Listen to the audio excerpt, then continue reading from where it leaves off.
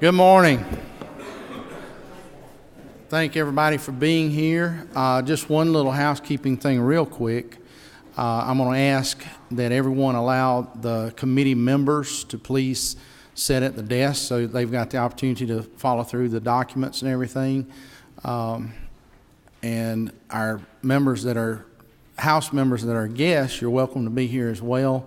But I'm going to ask if you would please defer to those members that are members of the Appropriations Committee this morning so that they've got an ample opportunity and space to be able to flip through their documents. Before we get started, I'm going to ask Chairman Richard Smith if he would to open us in prayer.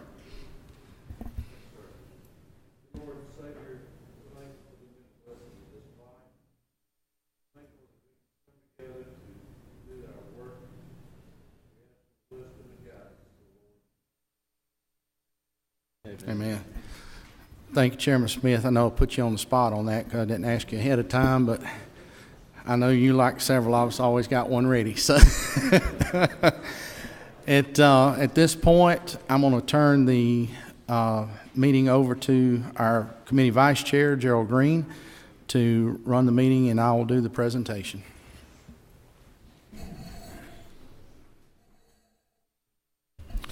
While the chairman is going to the podium, if you'll cut your cell phones off, please. Just want to show us. Or at least to silent anyway. Yeah. If you turn them off, they may have. Do all the members have the budget? We'll be working from the tracking document this morning. Just to make it a little bit easier on everybody to be able to go through and see and understand what we've done. As we come to you this morning, and the adjustments that we're going to walk through very quickly this morning are very small. There's just a small number of those. As we left here with the 15 budget last session, and through the recession and the cuts we've made there, it's allowed us to really hone in a lot better on state spending. And so as we now come to the amended budgets last year and this year, you'll see a lot less changes than what we may have seen in previous years. And that owes to a lot of different things. One is, of course, zero-based budgeting has allowed us to kind of zero in and hone in a little bit better on a lot of these agencies. One of the other issues being, of course, coming through the recession, making a lot of the tough cuts we had to make at that point in time has made it a lot easier to better track what those expenditures are. As I've referred in the past, these budgets are a lot like a movie running, and that we're basically looking at a snapshot in time or one frame on the screen, because the whole movie continues to roll throughout the year. And the amended by far is that moving picture. And as we're going through it, because we're in the fiscal year that we're affecting here in this amended budget, it is kind of like taking that snapshot in time. It allows us, the other analogy I use is like taking a big freighter into a port somewhere. As you get 200 or 300 miles off the coast with a big ship, you kind of hone in and make those final adjustments to get in the river channel or get into the bay. So that's kind of what we're doing here. The small increase in state funds this year in the amended of about $276 million, which is about a 1.3% increase. Of those funds, about 70% of those additional dollars, or $191 million, is the mid-year adjustment for K-12 education. That mid-year adjustment is brought, excuse me, Chairman Parrish was kind enough to share with me his respiratory distress the other day, so it's going to be an interesting day or two to try to get through this much talking. But it allows us, once we hit the trigger, to go in and pull 1% of the prior year's receipts to put back into the midterm adjustment, and that's what you'll see in the document as well. Right now, the RSR, our rainy day fund, does top out at about $862 million. This is the first time since 2008 that amount has exceeded the 4% level of prior year expenditures. So we are certainly starting to see the rebound, and we're seeing the rebound in our rainy day fund, or our mad money account. Gentlemen, you know of which I speak. while you're not going to see an awful lot of changes from the governor's recommendations, it's not that our subcommittees and our committee has not done an incredible job, and our staff have not done an incredible job of going through looking at every expenditure line by line, because that has been done. But again, as I alluded to begin with, we've gotten a lot better at what we do, and so therefore there are that many fewer changes that we address in the mid-year budgets now. In education, one of the big highlights there's a slight shortfall in equalization going into 16, and we'll walk through the tracking document here in just a minute, so you don't have to do that quite yet. But there is a shortfall going into the 16 budget. So what we've done, any savings that we've been able to find, for the most part, almost 100% of the savings we've been able to find within the document, we've put into equalization as a forward payment on that shortfall going into the 16 budget as well. If we do not address the shortfall, then that equalization amount is prorated out to your local school systems. And if you would like to see that proration, I have it on a county by county or system by system basis here. I'll be glad to share that with you as well. So you'll understand why we're trying so hard to make sure that we do that backfill. There are some other significant additions that the governor had proposed in his budget, and those are some cash going into One Georgia and to REBA. And that's our state's two most effective economic development tools, and one that really helps us outshine a lot of other states in our country. So again, remember, we're kind of looking at a moving picture, and so we're going to walk through the slight adjustments we've made, and I'm going to try to walk you through the tracking document as best we can, and so you can keep up. First change, looking at Section 5 under Court of Appeals. There are 4 changes from the governor's recommendation. Something important to remember here. Due to separation of powers, the judiciary submits their budget to the governor. The governor cannot make any adjustments to that submission, and so it falls on the General Assembly to make those adjustments. So as they send those recommendations to the governor, he has to pass them along to us just as they've been submitted to him. So that's the reason you'll see a lot of these cuts, is we're going in and making those adjustments. But anyway, on lines 5.1.1, 2, 3, and 4, those are ongoing operating expenses, but we will consider those in the 15 budget there. Under prosecuting attorney, section 8, line 8.2.1, you'll see a reduction there. And again, that's something that we will look at in the 16 because it is an ongoing expense, would be considered an ongoing expense. Section 9, Superior Courts, 9.2.1, 2.2, and 9.3.1. Those were cuts made during the recession, and they've been able to operate with those cuts in place without reduced services, so those were not deemed as something necessary to do. The Department of Administrative Services, DOAS, 12.9.1. There was some money there requested for a move, and later information has told us that that money was no longer necessary, so we've taken that cut as well. Under Section 16, Department of Community Affairs, you'll see 3 things there that are not changes, but just something I wanted to highlight.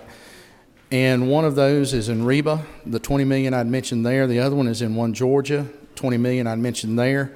But also there's $35 million there for the broadband internet connectivity for the school system, something we started last year as the governor's recommendation we all agreed with, and this is kind of a second installment on that.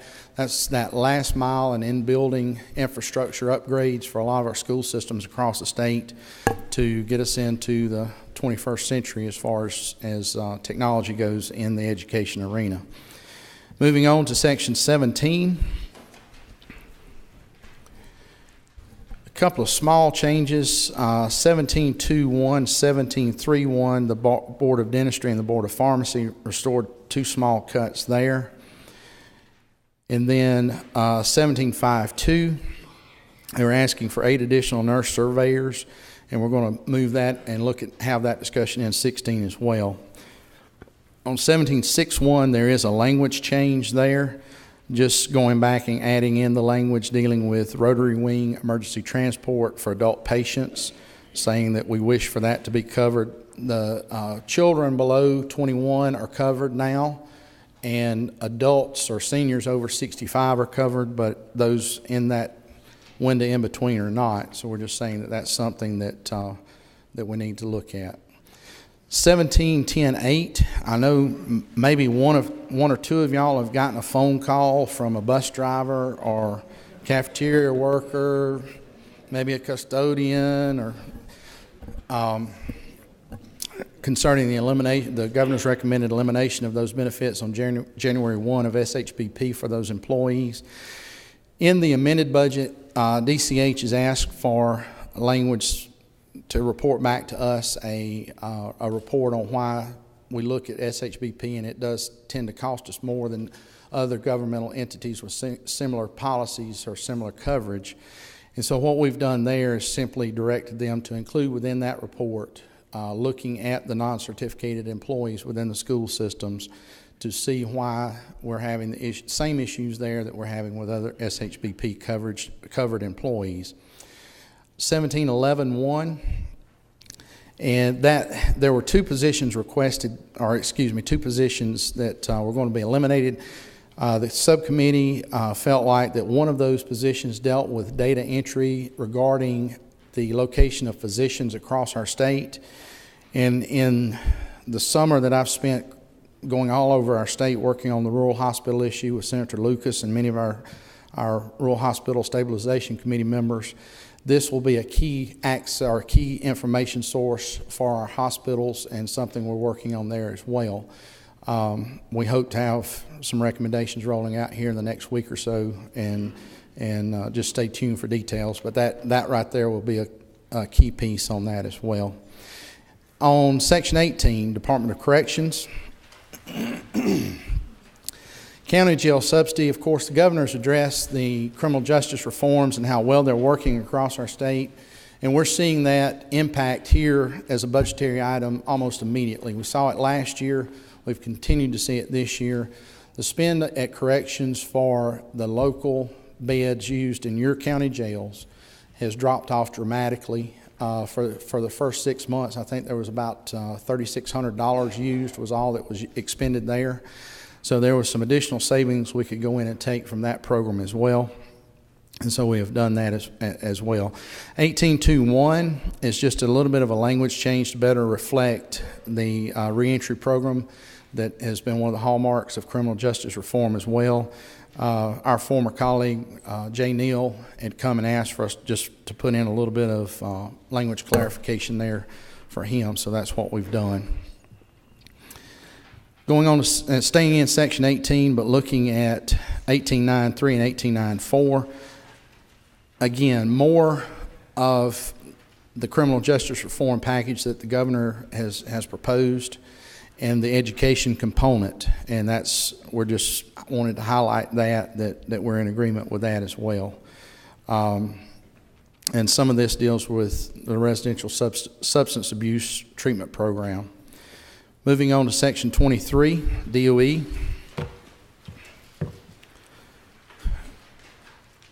I'd mentioned in my earlier comments about the QBE equalization piece in 16. You'll see the savings we were able to accumulate being put into the equalization formula there, 23.14.1. There was an adjustment as well in 23.16.1 for the formula adjustments, actual use. Those adjustments have been agreed to by DOE, OPB, and our staff. And again, I want to brag on our staff, take a second just to brag on our staff as a total. We've got an incredible group of folks. Most of them are huddled over there. Miss Martha's sitting over here. But they do a tremendous job throughout the year, not only when we're here, but they're crunching numbers the entire year while we're not here, and making sure that our objectives and policy outlines are being carried out throughout agencies. But those two adjustments there kind of remain revenue neutral, I guess, within DOE, plus a small addition from some of the other savings we were able to find throughout the budget. 2631, Governor's Office of Planning and Budget. There been some money put in, a projection of some money put in to fund the education task force that the governor's just recently named. Don't think it's going to quite take as much as they'd put in, and so we've taken a little bit there, and again, that went back into equalization as well. Section 26, the Governor's Office of Student Achievement. There were some one-time funds there that were asked for technology infrastructure upgrades, and we'll look at that a little bit more in depth in 16 as well. Under Section 27, DHS, just agreeing with the governor and his stepped-up child welfare reform package there with DFACS, going forward to put an additional 103 Child Protective Services workers in the field, and also a small ad there of $12,500 for our CASAs, or court-appointed special advocates.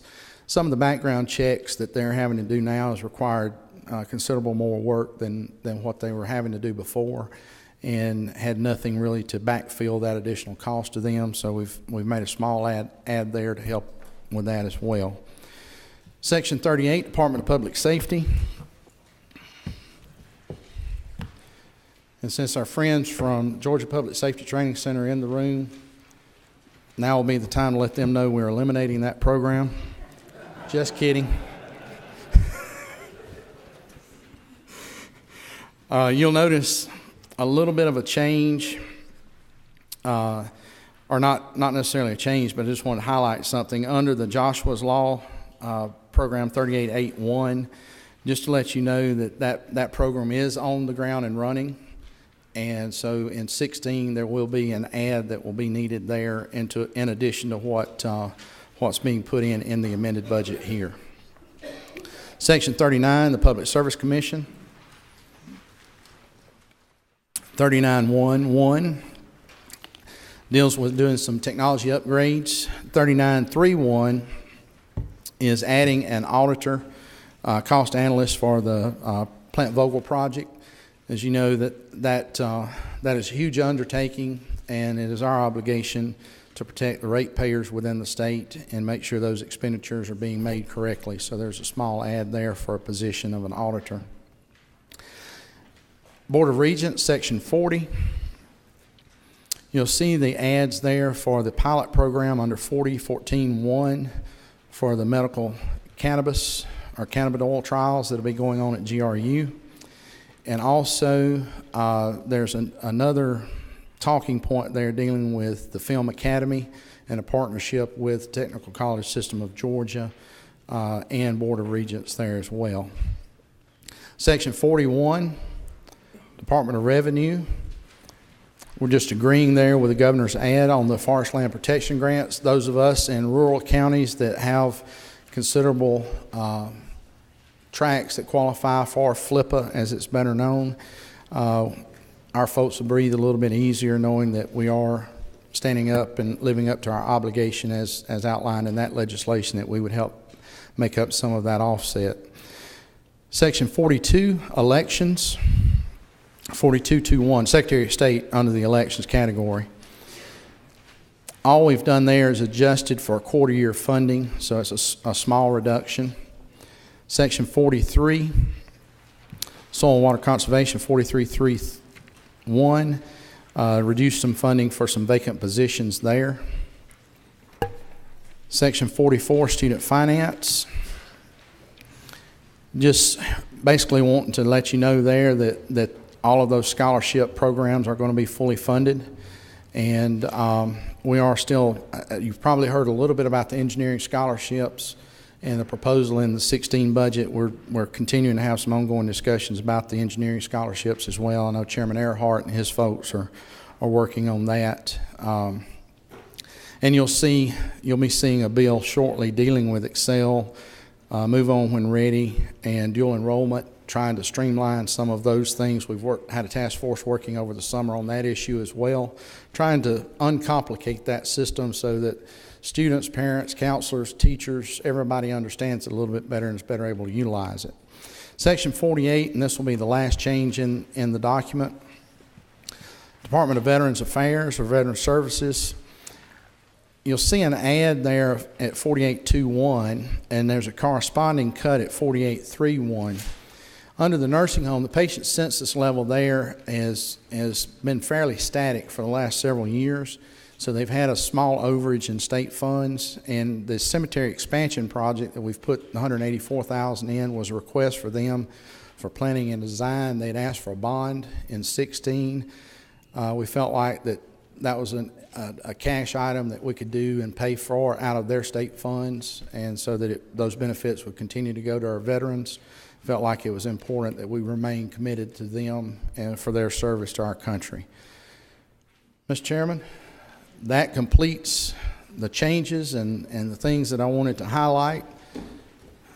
I'll be glad to answer any questions, or I'll be glad for you to entertain a motion, either way.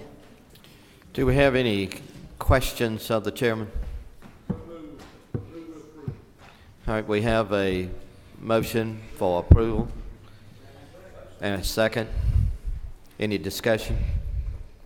All those in favor then of pushing this right on to Rules Committee for this particular bill, the summary of House Bill 75. All those in favor say yes. Yes. Those that do not want anything in the budget say no.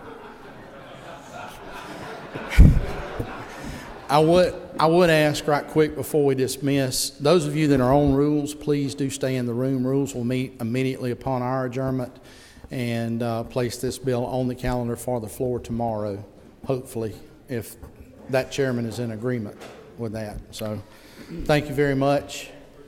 And Mr. Chairman, that's all I've got, and we are adjourned. Thank you all for coming. Rules will meet in just a few moments.